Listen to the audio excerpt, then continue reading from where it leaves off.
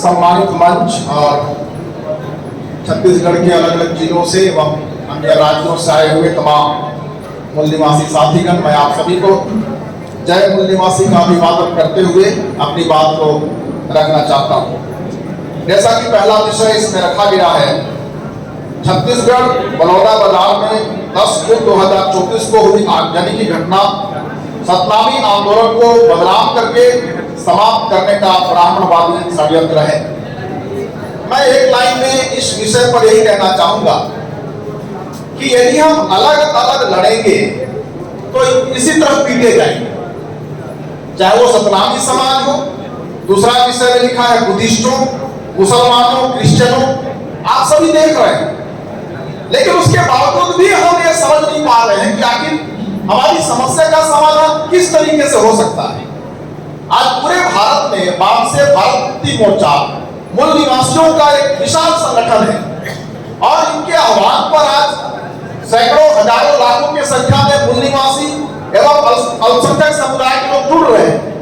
जैसा कि मैं इस समय राष्ट्रीय क्रिश्चियन मोर्चा को प्रेजेंट करता हूं, हम लोगों ने 6 महीने के अंदर राष्ट्रीय क्रिश्चियन मोर्चा का विस्तार लगभग 10 राज्यों में किया हुआ है, 6 महीने का।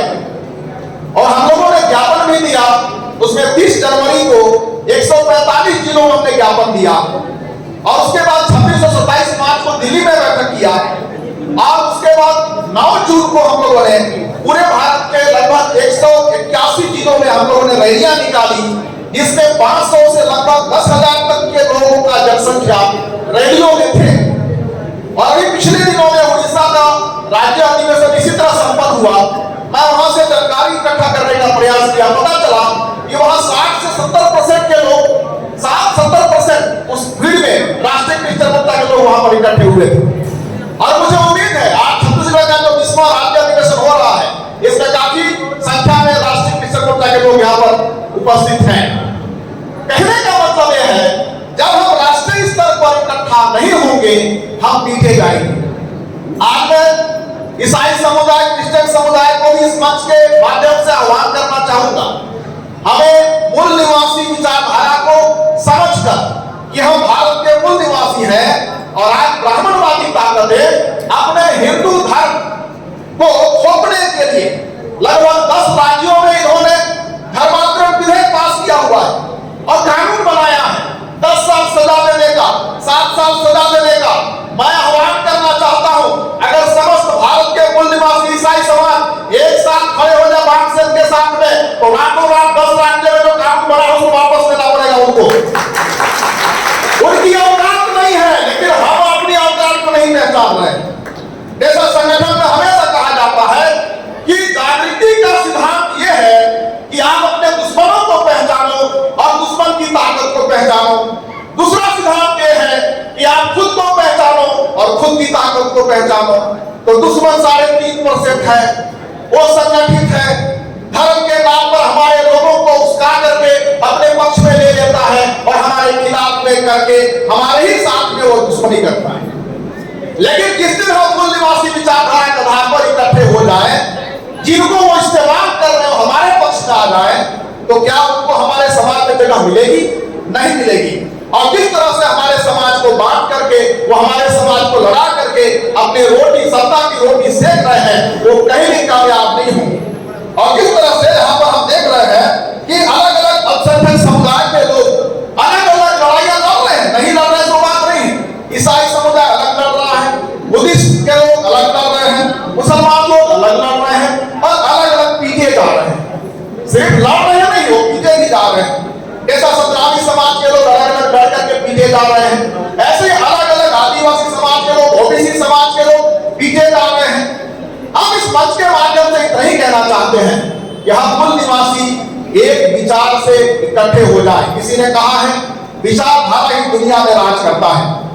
मूल निवासी विचारधारा जब जन जन तक पहुंचेगा तो निश्चय भारत में मूल निवासी शासन और सत्ता स्थापित होगा और जब शासन और सत्ता स्थापित होगा तो समस्या का भी हल होगा।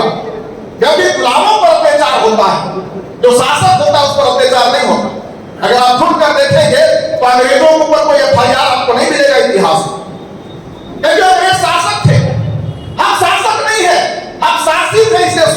है, हम पीड़ित हैं, हम जुल्म सहते हैं, हम पर एफआईआर तुरंत हो जाता है। अब ईसाइयों को लेकर छत्तीसगढ़ में कोई भी अरे गहरे आदमी बजरंग दल के नाम में जाके आवेदन देता है, वो तुरंत उन पर एफआईआर हो जाता है, बिना जांच का, बिना किसी तरह के कोई खोज खबर का उन पर एफआईआर हो जाता है। तो ये गुलामी की निशानी है। हमको समझना होगा कि हम गुलाम हो चुके हैं और शासक वर्ग हम पर जुल्म कर रहा है। आगे जो विषय है, चौथा और पांचवा विषय, इसमें जन आंदोलन को समझाया गया है। जन आंदोलन हमारे लिए जरूरी है। जैसे मैं समझाना चाहूंगा, जैसे भारत बंद का आह्वान भारत मुक्ति मोर्चा के द्वारा किया जाता है। अगर हम रायपुर को बंद कर लेते हैं, बिलासपुर को बंद कर लेते हैं, अंबिकापुर को बंद कर लेते हैं, या यूं कहें कि छत्तीसगढ़ के तमाम शहरों को हम बंद कर लेते हैं, अगर हम बंद कर लेते हैं, इसका मतलब हम जन आंदोलन की ओर बढ़ रहे हैं। अगर हम नहीं बंद कर पा रहे, इसका मतलब जन आंदोलन से हम बहुत दूर हैं। तो समझिए कि हमें कितना काम करना है। जिस दिन एक आह्वान पर एक राज्य बंद हो जाए, एक आह्वान पर देश बंद हो जाए, तो उसे जन आंदोलन कहा जाता है।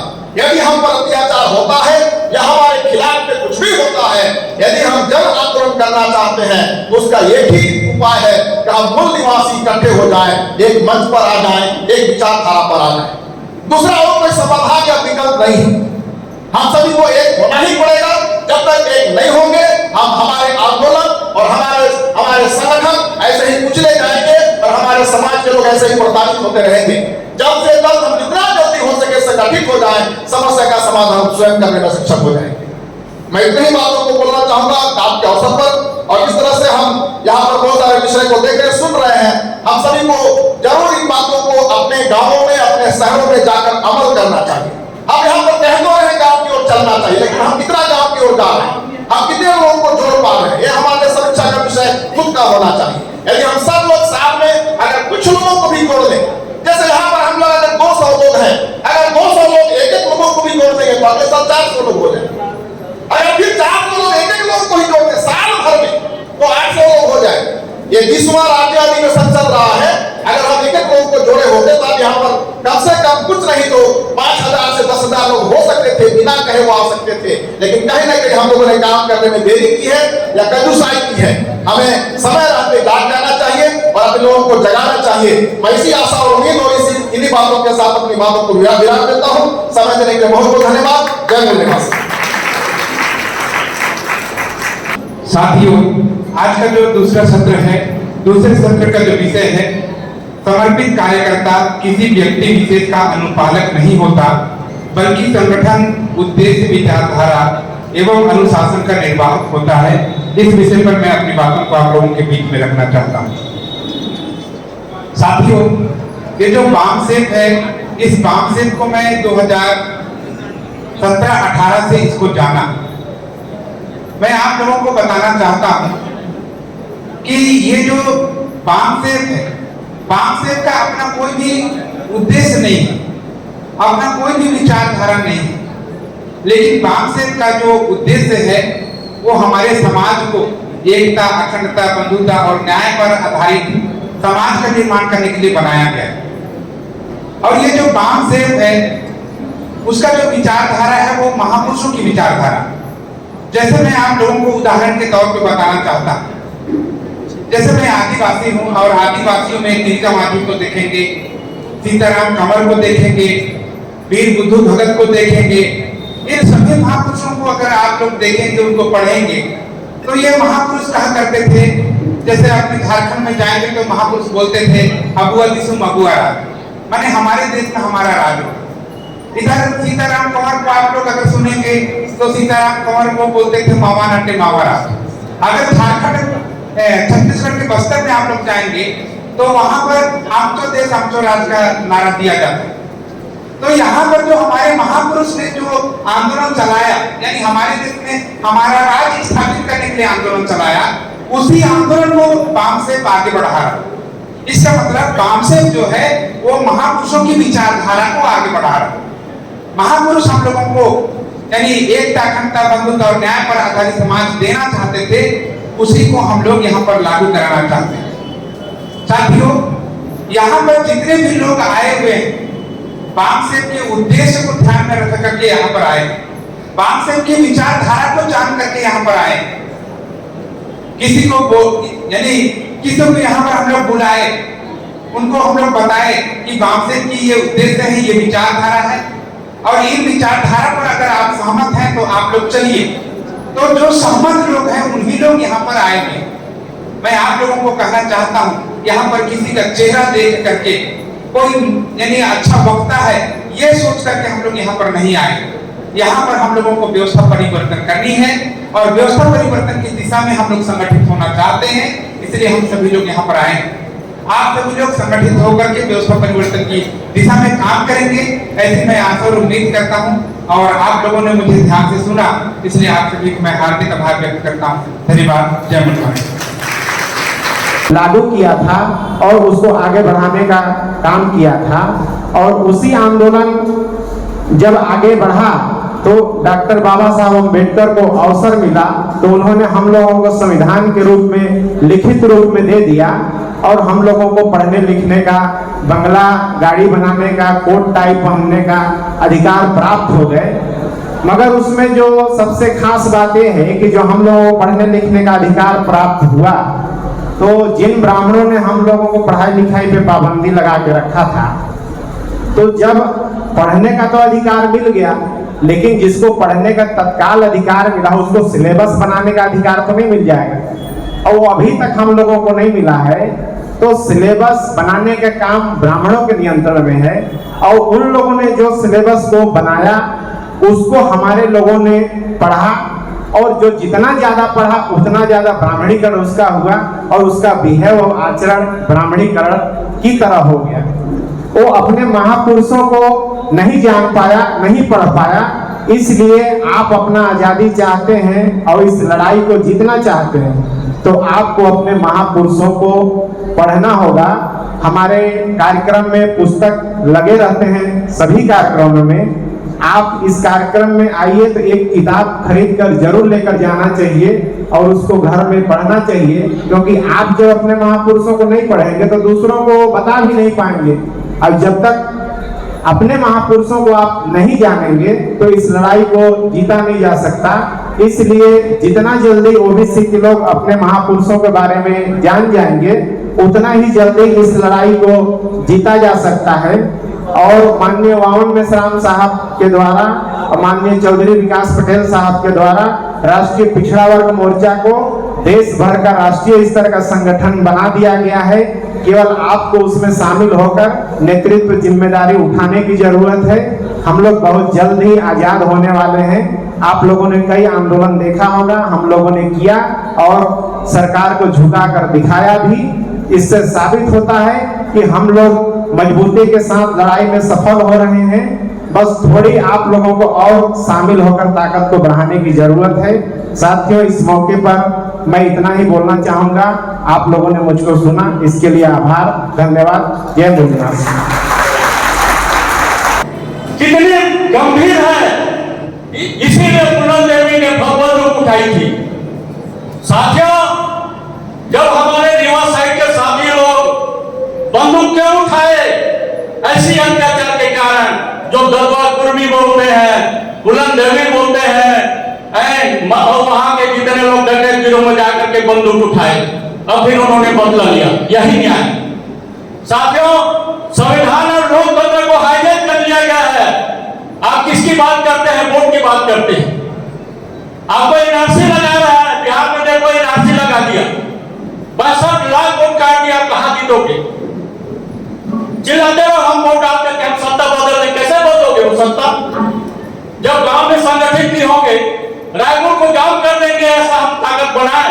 1 लाख लोग रायपुर को जाम कर देंगे, और हमारे लोग सब आसपास में भरे हमारे लोग, क्या है लोग बस सोए रहेंगे, नहीं तो कुचले जाएंगे।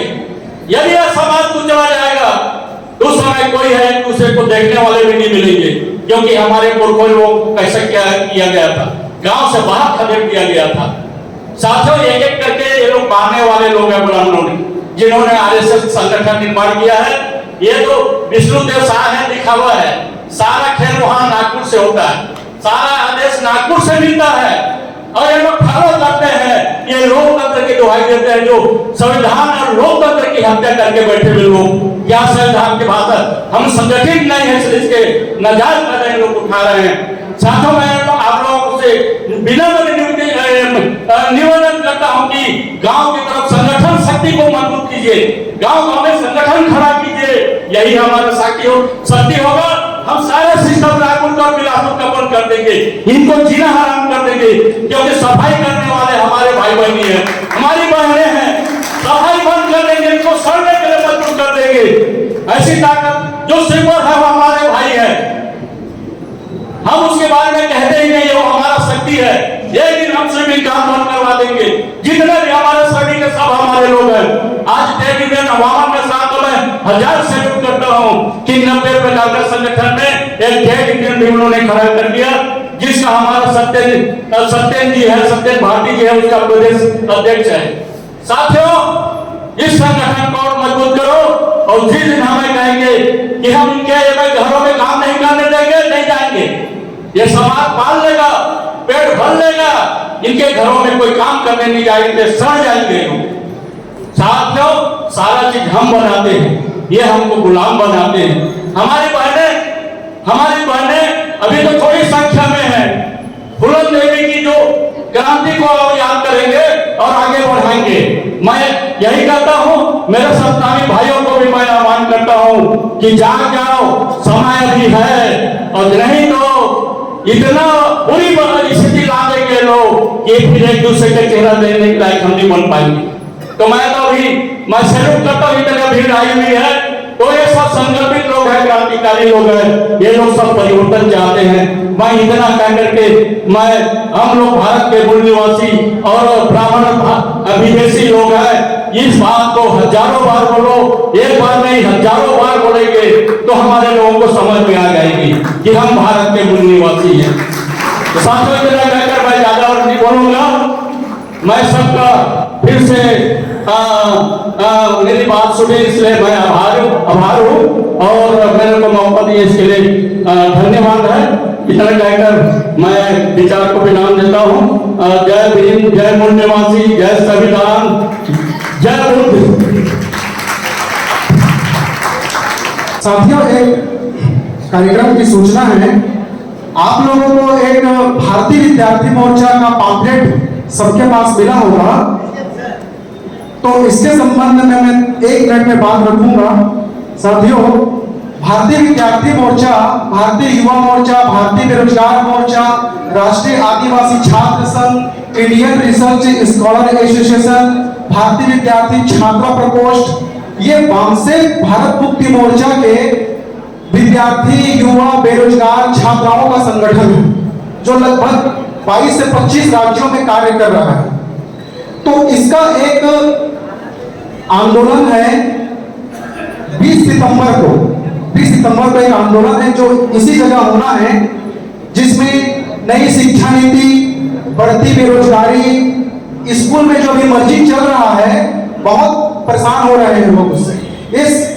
ये है निजीकरण है, प्रतियोगिता परीक्षा में जो गड़बड़ी हो रही है, पेपर लीक हो जा रहा है, तो इस प्रकार की समस्या है, हॉस्टल की समस्या है, स्कॉलरशिप की समस्या है, और बेरोजगारी भत्ता का मामला है, और धार्मिक शिक्षाएं दी जा रही है स्कूल में, गीता भागवत इस टाइप की एजुकेशन दी जा रही है स्कूल में। तो ऐसे आजकल ऑनलाइन गेम हो रहा है, सट्टेबाजी हो रही है, इस विद्यार्थियों को, युवाओं को ऑनलाइन गेमिंग खिलाया जा रहा है। तो ये सारे तमाम मुद्दों को लेकर के 20 सितंबर को यहाँ पर रायपुर में एक बड़ा आंदोलन होगा, और 6 अक्टूबर 2025 को माननीय वामन मेश्राम साहब के नेतृत्व में जंतर मंतर नई दिल्ली में एक राष्ट्रव्यापी बहुत बड़ा आंदोलन होगा इन्हीं मुद्दों को लेकर के। तो इसमें आप सभी साथ सहयोग करेंगे। धन्यवाद। जय मूल निवासी।